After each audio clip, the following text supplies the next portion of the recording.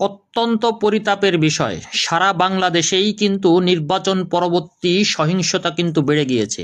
এটা সর্বদাই হয়। এর এই নির্বাচনের ক্ষেত্রেও কিন্তু সেটাই ঘটেছে। সারা বাংলাদেশ থেকেই ছোটখাটো বিভিন্ন ধরনের সহিংসতার খবর আসছে। সে লক্ষ্যেই আমাদের ফরিদপুর অঞ্চলও কিন্তু এটা বাদ যায়নি। ফরিদপুরের সকলেই জানেন সালথানগর কান্দার চিরাচরিত ঐতিহ্য যে কাইজা, সেটা কিন্তু নির্বাচন পরবর্তী সময়ে সংগঠিত হচ্ছে, যেটা দেখে খারাপ লাগছে। দুটি গ্রাম, সালথা থানার দুটি গ্রামের মধ্যে এই সহিংসতা অত্যন্ত দুঃখজনক এবং খারাপ লাগছে।